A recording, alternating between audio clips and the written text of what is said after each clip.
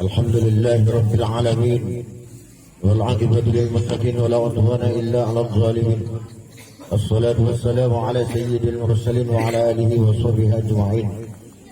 Hadirin rahimakumullah yang kami muliakan pimpinan Majelis Nurul Hidayah, segenap para sepuh, para ustaz, bapak-bapak, ibu-ibu yang hadir di majelis yang kita cintai ini, yang semuanya kami hormati. Mudah-mudahan kita semua, kehadiran kita menjadi nilai pahala bagi kita di sisi Allah Subhanahu wa taala. Amin. Allahumma salawat dan salam semoga tetap terlimpah curahkan terhadap junjungan kita Nabi Nabi Agung Muhammad Rasulullah sallallahu alaihi wasallam beserta para keluarga dan sahabatnya ila yaumil qiyamah. Hadirin yang dimuliakan Allah, di dalam kitab Nasaihul Ibad diceritakan bahwa di dunia ini ada dua makhluk. Mereka melakukan 5 perkara. 5 perkara itu mereka lakukan, tetapi karena beda dalam menyikapi terhadap 5 perkara tersebut, maka dua ini nasibnya juga beda. Yang pertama, dia celaka. Yang kedua, dia justru menjadi orang yang bahagia. Padahal yang dilakukan itu 5 perkaranya sama, hanya di dalam menyikapi perkara tersebut berbeda. Siapa dua makhluk itu? Yaitu setan dan Nabi Adam alaihissalam. Kenapa setan itu kemudian dicelakakan oleh Allah Subhanahu wa taala? Karena 5 perkara. Kenapa Nabi Adam menjadi orang yang bahagia di dunia dan di akhirat? Juga karena melakukan 5 perkara.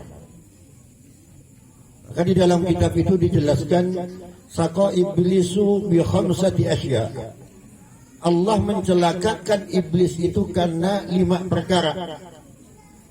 Apa yang pertama? Lam yukiru bidzambi wa lam yandam. Karena iblis tidak mau mengakui terhadap dosa-dosa yang ia lakukan. Melakukan dosa maksiat kepada Allah tapi tak mau ngaku. Wa lam yandam, tak merasa menyesal ketika melanggar aturan Allah, tidak merasa menyesal ketika tidak melakukan apa yang diperintahkan Allah. Itulah iblis. Kenapa Allah murka kepada iblis? Kemudian Allah memasukkan ke dalam neraka dan dia menjadi golongan orang-orang yang celaka nanti di sisi Allah Subhanahu wa taala, di akhirat Allah Subhanahu wa taala. Sifat kita tidak mengakui kesalahan, sifat kita tidak mau menyesali terhadap perbuatan dosa, itu adalah perbuatan iblis. Oleh karenanya kita manusia ini, kita umat Rasulullah ini, kita jemaah Nurul Hidayah ini harus berikhtiar, berusaha semaksimal mungkin. Jangan sampai kita melakukan apa yang telah dilakukan oleh iblis yang saya jelaskan tadi. Kenapa? Agar nasib kita tidak sama dengan iblis. Apa nasib iblis? Dimurkai Allah, dimasukkan ke dalam neraka. Walam yalum nafsahu walam ya'zam.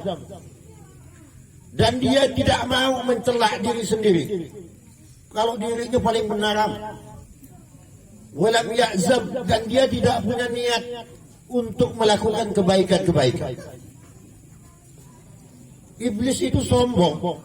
Iblis itu merasa paling benar, merasa paling pintar, merasa paling hebat. Itu kenapa ketika Allah memerintahkan, ketika Allah menciptakan Nabi Adam, fasjud li Adam, sujudlah kau kepada Adam. Aba wastakbar, kemudian dia enggan.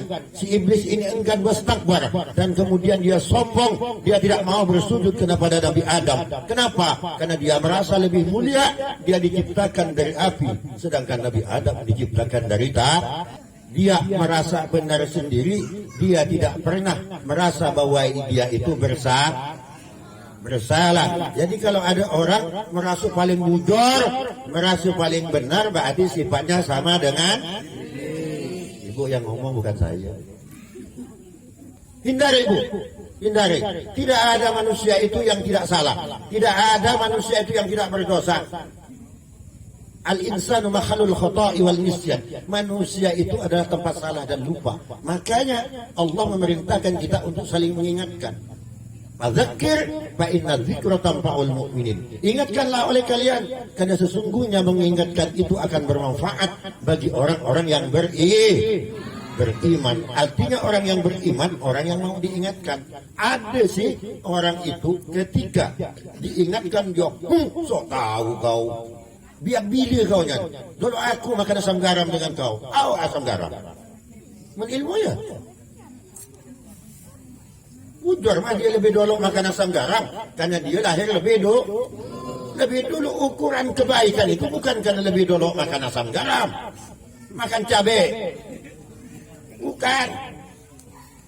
Artinya justru kita harus bersyukur, berterima kasih ketika masih ada orang yang mengingatkan kita.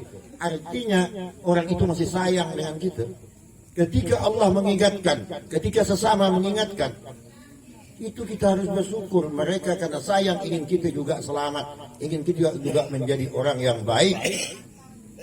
Allah mengingatkan kepada umat ini bermacam-macam. Ada diingatkan dengan diberi nikmat yang banyak. Mau bersyukur tak orang itu? Ada yang juga Allah mengingatkan itu dengan kemelaratan, dengan penyakit.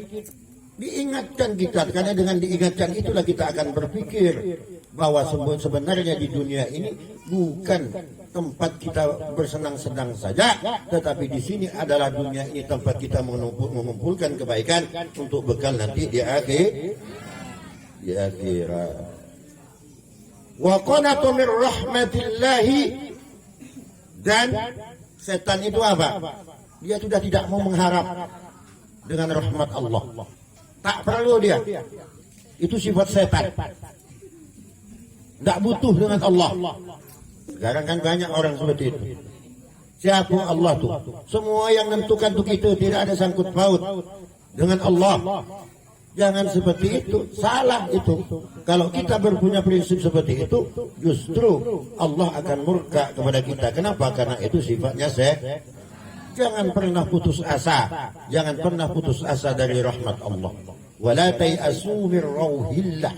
Janganlah engkau berputus asa dari rahmat Allah Subhanahu wa ta'ala. Itu sifat-sifat setan semua. Terus yang sifatnya Nabi Adam, kenapa? Nabi Adam itu bahagia. Aqarra bid-dambi wa nadima. Nabi Adam itu mengakui ketika melakukan dosa, dia mengakui terhadap dosa yang dilakukan, kemudian dia menyesal, bertobat kepada Allah Subhanahu wa taala. Makanya Nabi Adam itu diampuni oleh Allah, itu pun masih dihukum. Masih dihukum, dipisahkan dengan Siti Hawa. Ketika dilempar ke dunia, bayangkan, di dunia cuma dia berdua, terpisah dia masing-masing. Bagaimana gundahnya gulana. Kenapa Nabi Adam diusir dari surga? Tidak banyak dosanya. Wala taqrabu hadhihi syajarata fatakuna minadh dhalimin. Jangan kau dekati Adam, pohon ini nih yang disebut pohon khuldi. Sebenarnya ini, apakah seorang nabi itu melakukan dosa? Tidak sebenarnya. Kalau di dalam kitab itu dijelaskan kenapa Nabi Adam memakan buah khuldi itu ala sabilin nisyan. Karena memang sengaja dilupakan oleh Allah Subhanahu wa taala. Karena memang tujuan Nabi Adam bukan di surga, tapi tujuan Nabi Adam dan Siti Hawa serta anak cucunya adalah untuk di dunia, tapi dilewatkan surga dulu. Kenapa? Agar nanti Nabi Adam dan anak cucunya ini tahu, ini tempat asal kalian, surga. Sekarang kalian tamasa loh, kalian berjuang dulu di dunia, nanti kembali lagi ke sini. Kalau ingin kembali ke sini, lakukan apa yang diperintahkan Allah, jauhi apa yang dilarang oleh Allah Subhanahu wa taala. Jadi dimakan buah khuldi itu. Kenapa makan? Atas godaan istrinya. Makanya Nabi Adam ini ragu-ragu ketika makan buah khuldi itu. Udah hambang, kita nih bujur kata setan tadi itu, kata iblis itu, bang. Kalau ada dimakan, bang, Allah sengaja melarang ini. Kenapa? Karena khuldi itu artinya kekekalan, bang. Kalau kita makan ini, maka kita akan kekal di surga. Ayo kita makan biar kita kekal di surga. Iya deh. Iya, bang. Bujur deh. Bujur. Ada mie. Gula ini deh. Ada bujur, bang. Ikut aku ada konya. Nah, digoda kena bini. Akhirnya apa? Istrinya makan dulu, langsung ambil dua. Langsung dua diambil buah khuldi itu. Langsung dimakan.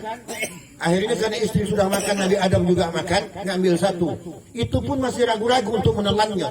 Istrinya langsung langsung masuk. Akhirnya muncul dua kanan kiri buah khuldi.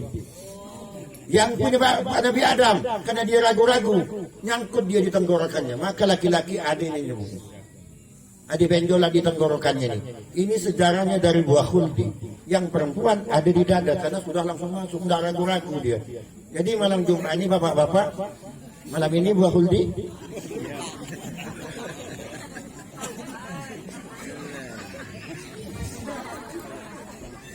Yang punya, yang tak punya nanti udah tak usah bayangkan apa-apa itu aja, yang pulas.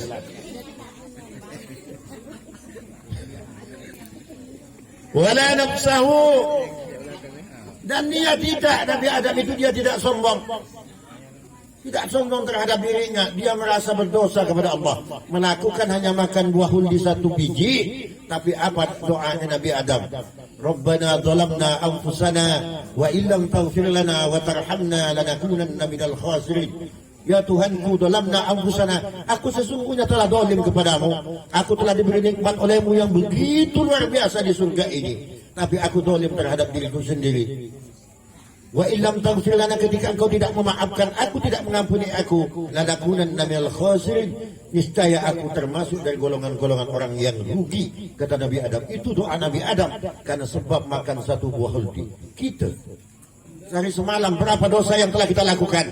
Pernahkah kita menyesal? Pernahkah kita minta ampun, istighfar kepada Allah?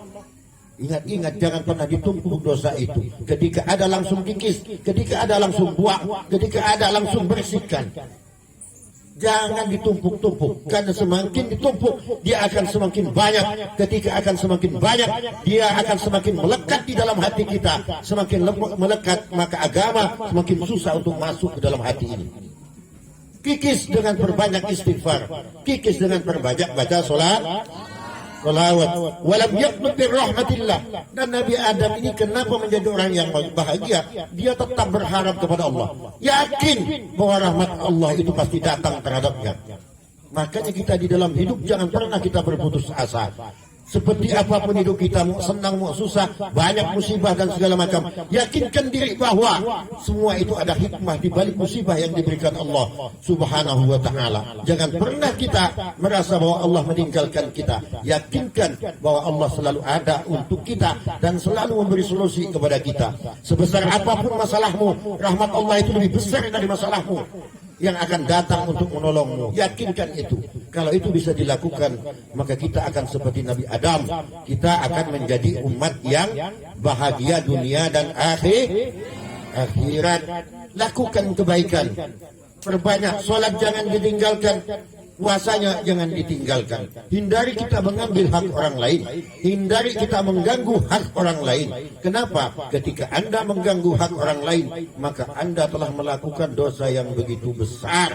Jangan pernah itu lakukan. Ada cerita gini, mau cerita dah? Ada Pak Kades, bukan Pak Kades Sungai Kingil, tapi bukan Pak Alpi ya. Ada Pak Kades, Bu, dia punya burung, jangan burungnya. Dia beli mahal burung. Tiba-tiba ketika Pak Kades turun pergi dari rumahnya, tidak lama ketika pulang lagi burung itu sudah hilang. Panik Pak Kades itu karena burung kesayangannya. Dia meyakini bahwa salah satu di antara warganya itu yang ambil. Akhirnya dikumpulkan semua warga-warganya. Bapak-bapaknya, ibu-ibu dikumpulkan semua. Ada sekitar 400 orang berkumpul di balai desa sambil merah muka. Pak Kades itu ngomong, tadi saya sudah kehilangan burung kesayangan saya. Maka kalian semua saya kumpulkan. Pasti salah satu di antara kalian yang ambil burung saya. Maka saya mau bertanya sekarang. Kalau saya tanya kalian jawab. Siap Pak Kades? Pertanyaan saya dijawab ya. Iya Pak Kades.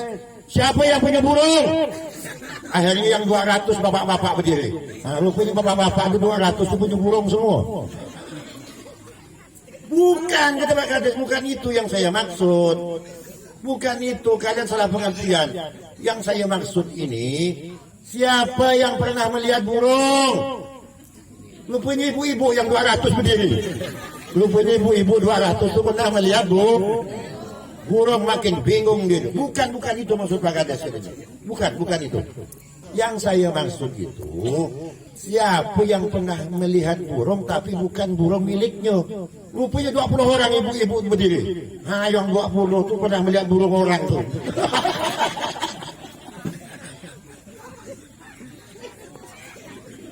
Bingung lagi Pak Kades. Bukan itu. Bukan. Yang saya maksud itu, siapa yang pernah melihat burung saya? Ibu-ibu 5 orang berdiri. Melihat itu muka Kades langsung merah muka. Dikejarkan Pak Kades. Rupanya Pak Kades, burung Pak Kades dilihat ibu-ibu 5 orang. Jadi jangan